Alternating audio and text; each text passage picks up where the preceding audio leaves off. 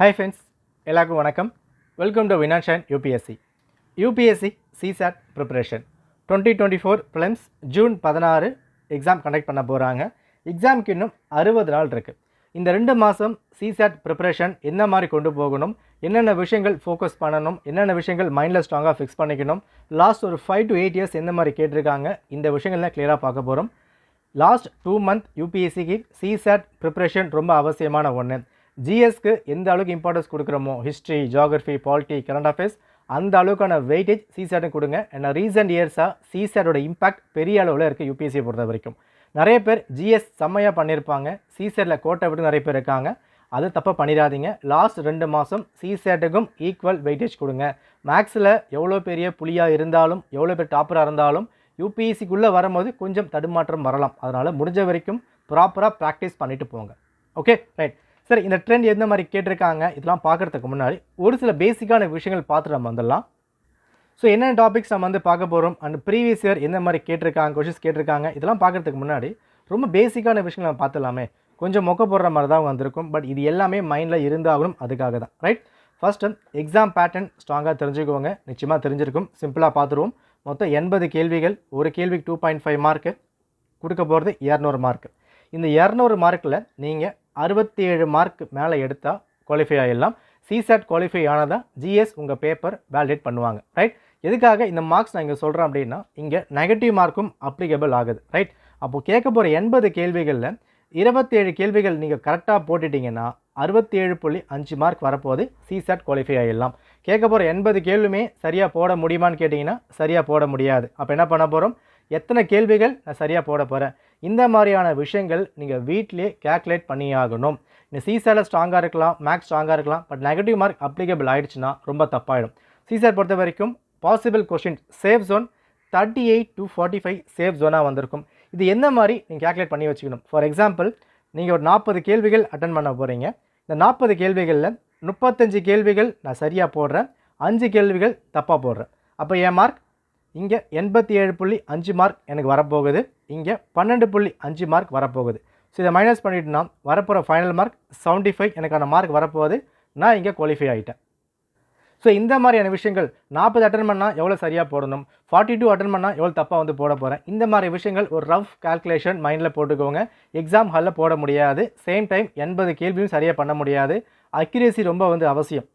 ஓகேவா? ஸோ முடிஞ்ச வரைக்கும் சிசாட் ப்ரிப்பரேஷன் டெய்லி பண்ணுறீங்கன்னா உங்களுக்கான கால்குலேஷன், நான் இவ்வளோ தான் அட்டன் பண்ண போகிறேன், இவ்வளோ அட்டன் பண்ணால் எவ்வளோ தப்பாக இருந்தால் எனக்கு பெட்டராக இருக்கும், எவ்வளோ சரியாக இருந்தால் நான் கிராஸ் பண்ண முடியும், இந்த மாதிரி விஷயங்கள் மைண்டில் நல்லா ஃபிக்ஸ் பண்ணிக்குவோங்க. ஓகேவா? இதை ஏன் சொல்கிறேன் அப்படின்னா, நம்ம அட்டன் பண்ணும்போது நிறைய கேள்விகள் சரியாக இருக்க மாதிரி தான் ஃபீல் ஆகும், பட் கீப்பை தப்பாக கொடுத்து வச்சுருப்பாங்க. அப்போ என்ன பண்ண போகிறோம், ஒரு சில விஷயங்கள் நாம் பிளான் பண்ணதை விட அப்போசிட்டாக வந்து பின்னாக போகும்போது இந்த ரஃப் கால்குலேஷன் நிச்சயமாக ஹெல்ப்ஃபுல்லாக இருக்கும். இது நம்பர் 1. அடுத்தது 3 பார்ட் இருக்குது. Quants, reasoning, RC. இது நிறைய பேர் ஆர்சி ப்ரிப்பேர் பண்ண மாட்டாங்க. காரணம் என்னென்னா 4 ஆப்ஷனுமே ஒரே மாதிரியே கொடுத்து வச்சுருப்பாங்க. பட் நான் சொல்கிறது ரீடிங் காம்ப்ரிஹென்ஷன் கொஞ்சம் டச் பண்ணிட்டு போனால் பெட்டராக வந்திருக்கும். எந்த மாதிரி படிக்கலாம் அதுக்கும் நான் வந்து சொல்கிறேன். Okay, right. Must follow. இந்த 2 மாதம் நீங்கள் ஃபாலோ பண்ண வேண்டிய விஷயங்களில் first previous year question paper 2015 இருந்து 2023 வரைக்கும் இந்த பேப்பர்ஸ் நிச்சயம் நீங்கள் பார்த்தே ஆகணும். பார்த்துட்டு போன ரிஃப்ளெக்ட் ஆகுமான்னு கேட்டிங்கன்னா சிசாட்டில் ரிஃப்ளெக்ட் ஆக போகிறது கிடையாது, பட் பேட்டர்ன் சேமாக வந்திருக்கலாம். ஃபார் எக்ஸாம்பிள், பிளட் ரிலேஷன் இருக்குது, வென் டயக்ராம் இருக்குது, சீட்டிங் அரேஞ்ச்மெண்ட் கொடுத்துருப்பாங்க, பசில் கொடுத்துருப்பாங்க. இந்த மாதிரி விஷயங்கள்லாம் கொஷின்ஸ் ரிஃப்ளெக்ட் ஆகாமல் இருக்கலாம், பட் பேட்டர்ன் ஒரே மாதிரி தான் வந்து வரும். அப்போ என்ன பண்ணுங்கள், ப்ரீவியஸ் இயர் பேப்பர் ப்ராப்பராக பார்த்துட்டு போனால் கேட்க போகிற 27 கேள்விகளில் மினிமம் 15க்கு மேலே உங்களால் போட முடியும். நிச்சயமாக அந்த பின்னாக்க பண்ணலாம். ஓகே, அடுத்து ரொம்ப முக்கியமான விஷயம், இந்த 2 மாதம் நீங்கள் ப்ரிப்பேர் பண்ணுறீங்க, மார்க் டெஸ்ட் அட்டன் பண்ணும்போது நோன் அன்னோன் இருக்குல்ல, இந்த விஷயங்களை ஈவினிங் 2:30 இருந்து 4:30 மணிக்குள்ளும், ஸோ இந்த செக்ஷனில் இந்த டைமில் சால்வ் பண்ணி பாருங்கள். ஏன்னா இதான் எக்ஸாம் ரியல் டைமாக வந்திருக்கு. நம்ம ஆஃப்டர்நூன் சாப்பிடுவோம், நல்லா தூக்கம் வந்து வரும். இங்கே தூங்கி பழகிட்டால் எக்ஸாம்களில் நிச்சயமாக தூக்கம் வரும். நம்ம என்ன தான் வந்து கண்ட்ரோலாக இருந்தாலும் சிசாட் சால்வ் பண்ணவும் தூக்கம் வரதான் செய்யும். ஃபார் எக்ஸாம்பிள், நம்ம என்ன பண்ணிப்போம், எக்ஸாம் ஹாலில் 2:30 மணில இருந்து 3:30 மணி வரைக்கும் நிறைய சால்வ் பண்ண மாதிரி வந்திருக்கும். பட் வாட்சை பார்த்துட்டு சம்ஸை பார்த்தீங்கன்னா 10லேருந்து 15 சம் தான் சால்வ் பண்ணியிருப்போம். இப்போ லாஸ்ட் 1 hour வேகமாக போடுற மாதிரி வந்து போயிடும், சால்வ் பண்ண முடியாது. இப்போ வீட்டில் இந்த 2:30 to 4:30 தூங்காதீங்க. ரைட், இந்த 2 மாதம் ப்ராப்பராக நீங்கள் ஸ்டேபிளாக இருந்தால் தான் எக்ஸாம் ஹால் ரிஃப்ளெக்ட் ஆகும். தயவுசெய்து தூங்காமல் இந்த டைமில் சால்வ் பண்ணி பாருங்கள். அடுத்தது ஒரு கொஷின்ஸ்க்கு 2 நிமிஷம் போதுமானதாக வந்திருக்கும். நம்ம என்ன படித்தோம், 45 கொஷின் போட்டால் பெட்டராக நம்ம வந்து பார்த்தோம். ஓகே, அப்போ 45 கொஷின்னா 90 நிமிஷம், ஒரு 1.5 மணி நேரம். இந்த 1.5 மணி நேரம் சாலிடாக நம்ம ப்ரிப்பேர் பண்ணோன்னா போதுமானதாக வந்திருக்கும். எதுக்காக ஸ்ட்ராங்காக சொல்கிறேன்னா, சிசேட் ஒரு சில கேள்விகள் ரொம்ப ஈகோவை டச் பண்ணுவாங்க.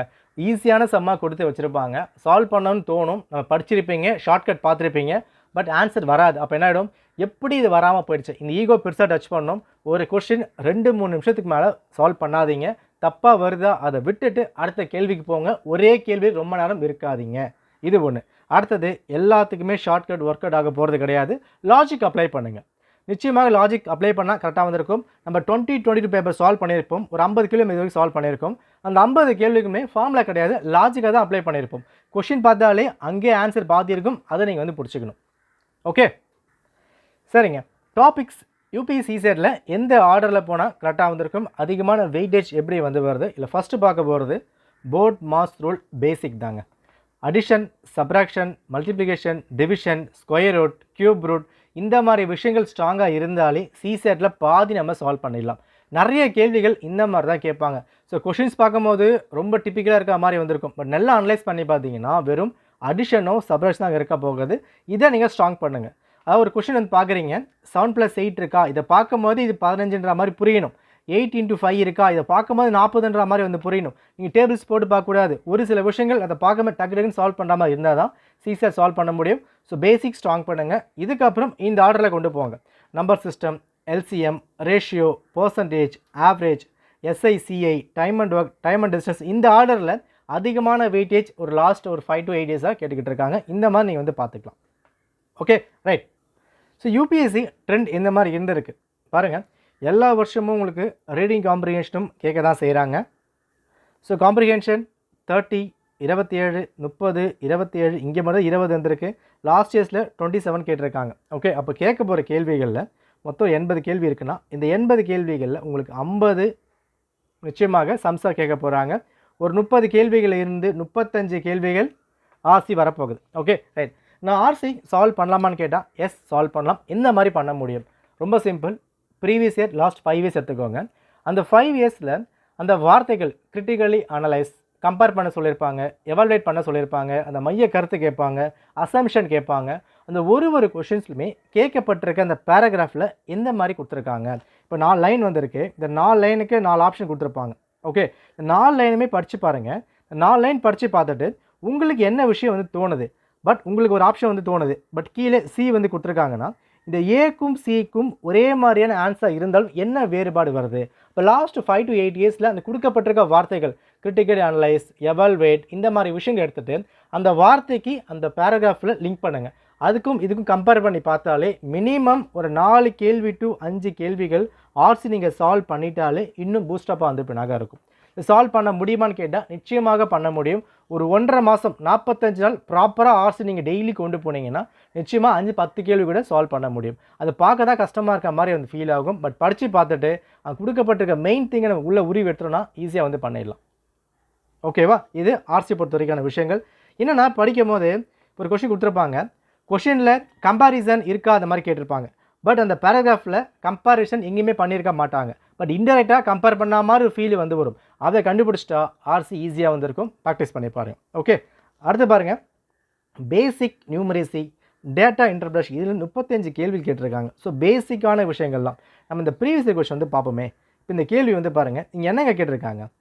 இதை பார்க்கும்போது என்னோ பெருசாக ஏபிசிடி இருக்க மாதிரி வந்து ஃபீல் ஆகுது, பட் வெறும் சப்ராக்ஷன் மட்டும்தான், வேறு ஒன்றுமே இல்லை. வெறும் சப்ராக்ஷன் மட்டும் தான். கரெக்டாக யோசிச்சு போட்டோம் அப்படின்னா 2.4 ஈஸியாக வந்து போடலாம். இப்போ இந்த கேள்வி பாருங்கள், இப்போ சீக்வன்ஸ் 1, 2 இந்த மாதிரி கொடுத்துருக்காங்க. ஆக்சுவலாக இதை பார்க்கும்போது ஒன்றுமே புரியாத மாதிரி தாங்க ஃபீல் ஆகும். ஏக்கு 8 கொடுத்துருக்காங்க, 5 கொடுத்துருக்காங்க, பட் இங்கே நம்பர்ஸே இல்லையே, என்ன ஆர்டர் எதுவுமே வந்து புரியாது. பட் இங்கே பாருங்கள் 0.5, அப்புறம் 1.5, 2.5, 3.5, 4.5, வெறும் மல்டிப்ளை மட்டும்தான். அப்போது இந்த கொஷின்ஸை பார்க்கும்போது என்ன விஷயம், உங்களுக்கு 8க்கும் 4க்கும் என்ன சம்மந்தம் இருக்குது, என்ன பண்ணலாம், 8 4 ஆல் டிவைட் பண்ணால் 2 வரத்துக்கு வாய்ப்பு இருக்குது. இந்த விஷயம் வந்து இப்போ நான் யோசிக்கலாம். அப்போ 2 இங்கே வந்து இப்போ நாங்கள் சான்ஸ் இல்லை. அடுத்தது 8 4 மைனஸ் பண்ணால் 2 வந்து வரலாம், இந்த மாதிரி வந்து யோசிக்க முடியும். அடுத்தது 2 க்யூ பண்ணால் 8 வந்து வரலாம், இந்த மாதிரி வந்து யோசிக்க முடியும். நெக்ஸ்ட் இருக்குது மல்டிப்ளை இருக்குது. அப்போது 4 இன்ட்டு 8.5 பண்ணால் 8 பண்ணால் என்ன வந்து வரப்போகுது. ஸோ இந்த மாதிரி விஷயங்கள் வெறும் அடிஷன், சப்ராக்ஷன், டிவிஷன் இங்கே நம்ம கிளிக் பண்ணாலே பாதி கேள்விகள் யூபிஎஸ்சி ஸ்கோர் பண்ண முடியும். வெறும் மல்டிப்ளை மட்டும்தான். இதை பார்த்த உடனே நிச்சயமாக ஒரு நிமிஷம் நல்லா குறுகுன்னு பாருங்களேன். இந்த 2 வேல்யூக்குமே என்ன சம்மந்தம் கொடுக்கப்பட்டிருக்கு, மல்டிப்ளை பண்ணால் வருமா, ஆட் பண்ணால் வருமா, சப்ட்ராக்ட் பண்ணால் வருமா, அது யோசித்து பார்த்தாலே பாதி நம்ம சால்வ் பண்ணி வந்துட்டே இருக்கலாம். ஓகே, இப்போ அந்த பேசிக் நியூமரசி ரொம்ப அவசியமானதாக இருக்குது. அதை நீங்கள் ஸ்ட்ராங் பண்ணுங்கள். அதை கரெக்டாக ஸ்ட்ராங் பண்ணாலே நிச்சயமாக 27 கேள்வி மேலே போட முடியும். ரைட், அடுத்து பாருங்கள், ஜென்ரல் மென்டல் எபிலிட்டி. அது என்னென்ன கேள்விகள், Venn diagram, puzzle, direction sum, clock, dice, blood relation, seating arrangement, இந்த மாதிரி விஷயங்கள் அதிகமாக இங்கே கேட்டிருப்பாங்க. இந்த இடத்துல ஒரு சீட்டிங் அரேஞ்ச்மெண்ட் இருக்குது, சர்க்கிள் குத்துட்டு வந்து கேட்பாங்க, இல்லை ஒரு பிளட் ரிலேஷன், வென் டயக்ராம், இந்த மாதிரி டாபிக்லாம் சரியாக போட முடியும், அக்யூரேட்டாக போட முடியும். சீட்டிங் அரேஞ்ச்மெண்ட் ஒரு 2 கேள்வி நிச்சயமாக வந்து கேட்குறாங்க, எல்லா வருஷமும் கேட்க தான் செய்கிறாங்க. பிளட் ரிலேஷன் ஒரு கேள்வி கேட்குறாங்க. வென் டயக்ராம் ஒரு 2லேருந்து 3 வரைக்கும் கேள்விகள் கேட்கப்படுது. கிளாக்ஸில் ஒரு சம்மு கேட்குறாங்க. அப்போது ஒரு சம் இருக்குது, அதை சால்வ் பண்ண முடியலனாலும் இந்த மாதிரி விஷயங்கள் இப்போ இதிலே வந்து பாருங்கள், 2, 3, 6, 7 சம் நம்ம கையில் வந்திருக்கு. நிச்சயமாக எல்லா வருஷம் பேப்பர் எடுத்து பாருங்கள், 2023லேருந்து 15 வரைக்கும் எடுத்து பார்த்தீங்கன்னா இந்த 8 வருஷம் பேப்பரில் இந்த 7லேருந்து 10 சம்மு கரெக்டாக போட முடியும். சிசெட்டில் ஃபஸ்ட்டு பேப்பர் கொடுத்துருக்காங்கல்ல, அது திருப்பி பார்த்தீங்கன்னா ஃபஸ்ட்டு ஒரு 4 பேஜ் கஷ்டமாக தான் கொடுத்துருப்பாங்க, ரொம்ப கடுப்பேற்றுற மாதிரியே கொடுத்து வச்சுருப்பாங்க. ஆர்சி ஃபஸ்ட்லேயே வந்திருக்கும். பட் லாஸ்ட் பேஜ் எடுத்து பார்த்தீங்கன்னா அந்த seating arrangement, blood relation, Venn டயக்ராம்லாம் லட்டு மாதிரி ஈஸியாக வந்து கொடுத்து வச்சுருப்பாங்க. அப்போது ஃபஸ்ட்டு பேப்பரை வாங்கின நம்ம என்ன டைம் பார்த்துருக்கோம், மொத்தமாக 45 கேள்விகள் 2 நிமிஷம், 90 நிமிஷம் நம்ம வந்து பிளான் பண்ணியிருக்கோம். அப்போ இன்னும் 30 மினிட்ஸ் இருக்குல்ல. இப்போ பேப்பர் வாங்க உடனே நீங்கள் பண்ண வேண்டிய விஷயங்கள், என்னென்ன கொஷின்ஸு பாசிபிளாக இருக்க மாதிரி வந்திருக்கு. நமக்கு தேவை 67 மார்க்கு தான், 200 மார்க் கிடையாது. அப்போ இந்த 67 மார்க்குக்கு என்ன விஷயங்கள் பாசிபிளாக தெரியுது. சீட்டிங் அரேஞ்ச்மெண்ட்லாம் சம்செட் படிக்கவே தேவையில்லைங்க, அந்த கொஷின் எக்ஸாம் ஹாலில் போயிட்டு கூட நிச்சயமாக சால்வ் பண்ண முடியும். Blood relation, Venn diagram, syllogism and direction, left போகிறாங்க, ரைட்டு போகிறாங்க, லெஃப்ட் போகிறாங்க, ஈஸியாக வந்து போட முடியும். அண்டு நம்பர் சீரிஸ் கொடுத்துருப்பாங்க, கோடிங் கொடுத்துருப்பாங்க. இப்போ ஏக்கு வந்து 1, சிக்கு வந்து 3, டிக்கு வந்து 4, எஃப்க்கு வந்து 6, இந்த மாதிரி கொடுத்துட்டு வேறு மாதிரி கேட்பாங்க. அப்போது இந்த மாதிரியான ஈஸியான சம்ஸை முதல்ல பிக்கப் பண்ணுங்கள். ஃபஸ்ட்டு அந்த 10 நிமிஷம் பேப்பர் ஃபுல்லாக புரட்டி பார்த்துட்டு ஈஸியான சம்ஸை பிக்கப் பண்ணி எடுத்துகிட்டு அதை சால்வ் பண்ணி முடிங்க. அதை சால்வ் பண்ணி முடிக்கும் போது மினிமம் ஒரு 15 கேள்விக்கு நீங்கள் சால்வ் பண்ணிட்டீங்கன்னா உங்கள் நம்பிக்கை வேறு லெவலில் வந்து போயிடும். அதுக்கப்புறம் கஷ்டமான சம்ஸை சால்வ் பண்ணிக்கலாம். எடுத்த உடனே சால்வ் பண்ண ஆரம்பிச்சிடாதீங்க. மொத்த 80 கொஷினுமே ஒரு அனலைஸ் பண்ணுங்கள். அனலைஸ் பண்ணிவிட்டு எதெல்லாம் உங்களோட ஜோனில் இருக்குது, கம்ஃபர்ட் ஜோனில் எங்கே வந்து இருக்குது, அதை சால்வ் பண்ணுங்கள். அதுக்கப்புறம் நெக்ஸ்ட் வந்து போகலாம். ஓகேவா? நான் பண்ணுற தப்பு என்னென்னா, எடுத்த உடனே சால்வ் பண்ண ஆரம்பிப்போம். ஆரம்பத்தில் கஷ்டமான கேள்வியை கொடுத்து வச்சுருப்பாங்க. அதை சால்வ் பண்ணும் போதே தலைவலிக்கும், கழுத்து வலிக்கும், கை வலிக்கும், இரிட்டேட் ஆகும், எல்லாமே ஆகும்போது ஈஸியான சம்ஸு போட முடியாமல் வந்து போயிடும். ஃபஸ்ட்டு கொஷின்ஸை ஃபில்டர் பண்ணுங்கள், ஈஸியாக வந்து பண்ணிடலாம். ஓகே, அப்போ இந்த 2 மாதம் நீங்கள் பண்ண வேண்டிய விஷயங்கள், ஃபஸ்ட்டு ஃபோக்கஸ் பண்ண வேண்டியது லாஸ்ட் 8 இயர்ஸ் பேப்பரை ஃபுல்லாக சால்வ் பண்ணி ஆகணும். இந்த விஷயங்கள் 23லேருந்து 15 வரைக்கும் என்னென்ன கேட்டிருக்காங்களோ எல்லாமே சால்வ் பண்ணுங்கள். நம்ம சேனலில் நான் வீடியோ வந்து கொடுக்குறேன். அட்லீஸ்ட் 2 இயர்ஸ் வந்து போட்டிருக்கோம். எல்லாமே நான் சால்வ் பண்ண ஒரு ஷார்ட்ஸாக வீடியோ நிச்சயமாக நான் கொடுக்குறேன். அதை ஃபுல்லாக வந்து பார்த்துக்கோங்க. இதை பார்த்து முடிச்சுட்டு நம்ம கொடுத்த ஆர்டர், இந்த ஆர்டர் இருக்கு இல்லையா, இந்த ஆர்டரில் ஒரு சம்ஸை வந்து சால்வ் பண்ணி பாருங்கள். எக்ஸாமுக்கு போதுமானதாக இருக்கும். 2 மாதம் ஒரு கிளாஸ் போகிறது, ஸ்பெஷல் கோர்ஸு எல்லாம் செல்லுபடி ஆகாது. வீட்டிலே சால்வ் பண்ணுங்கள். ப்ரீவியஸ் இயர் கொஷின் ப்ளஸ் கொடுத்துருக்க மாடல் சம் சால்வ் பண்ணிட்டு போனால் சிசாட்டுக்கு போதுமானதாக வந்திருக்கும். ரொம்ப காம்ப்ளிகேட் பண்ணிக்க வேண்டாம். நம்மளுக்கு தேவையான சம் 80 கேள்வி கிடையாது, ஒரு 35+ இருக்குது. 35+ல் 5 தப்பாகுது.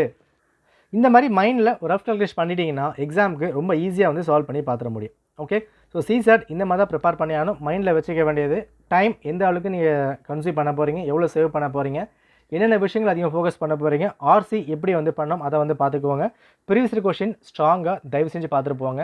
யார் வீடியோ போட்டிருந்தாலும் அதை இன்னும் பெட்டராக வந்து பார்த்துட்டு போங்க. ஸோ நம்மளால் முடிஞ்ச வரைக்கும் நான் வீடியோ வந்து கொடுக்குறேன், அது வரைக்கும் சால்வ் பண்ணுங்கள். ரொம்ப இம்பார்ட்டன்ட், பேசிக்ஸில் ஸ்ட்ராங் பண்ணுங்கள், ரொம்ப காம்ப்ளிகேட் பண்ணாதீங்க. கேட் லெவல் எல்லாமே அந்த கேட்குறாங்க தான், பட் பேசிக்ஸில் ரொம்ப ஸ்ட்ராங்காக இருந்தால் சிசாட்டை தட்டி தூக்க முடியும். இது என்னோட தனிப்பட்ட கருத்து. ஓகே, நன்றி, வணக்கம்.